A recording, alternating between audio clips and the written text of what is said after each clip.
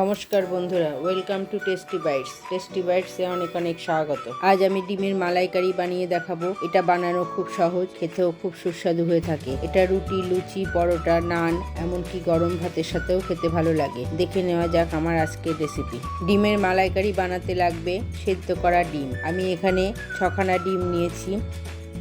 প্রথমে আমি ডিমগুলিকে সামান্য লবণ ও সামান্য হলুদ মাখিয়ে নেব।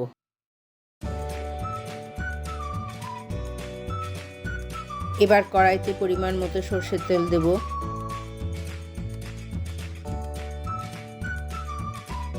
তেলটা গরম হলে ডিমগুলিকে একটা একটা করে কড়াইতে দিয়ে দেব।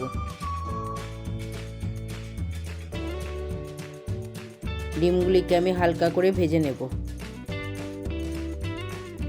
ডিমগুলি আমার ভাজা হয়ে গেছে। একটা বাটিতে আমি ডিমগুলিকে তুলে নেব।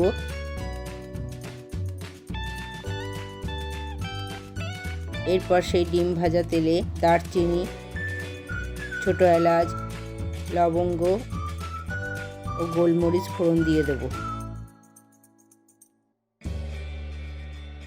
ফোড়নটা ভাজা হলে পেঁয়াজ বাটা দিয়ে দেব। আমি এখানে ছোট 2খানা পেঁয়াজ পেস্ট করে নিয়েছি।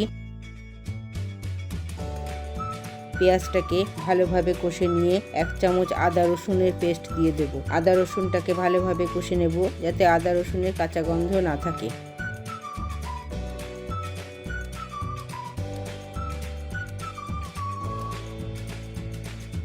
আদা রসুন কষা হলে দিয়ে দেব টমেটো ও স্বাদ অনুযায়ী কাঁচা লঙ্কার পেস্ট।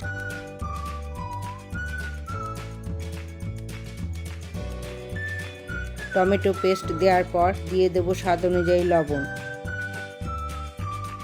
এরপর দেব হলুদ, সামান্য জিরের গুঁড়ো, সামান্য কাশ্মীরি লঙ্কার গুঁড়ো। সমস্ত মশলাটা ভালোভাবে কষে নেব। মশলাটা আমার কষা হয়ে গেছে। মশলা থেকে তেল ছাড়তে শুরু করেছে। এই সময় আমি স্বাদ অনুযায়ী চিনি দিয়ে দেব। আর দেব ভেজে রাখা ডিমগুলিকে মশলার সাথে ভালোভাবে মিশিয়ে দেব।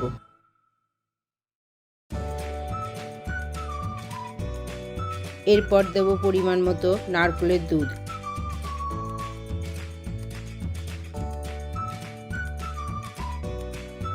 নারকেলের দুধ দেওয়ার পর একটা ঢাকনা দিয়ে ঢেকে মিডিয়াম ফ্লেমে 5 মিনিট রান্না হতে দেব। 5 মিনিট পর ঢাকনা খুলে 1 চামচ ঘি দিয়ে দেব।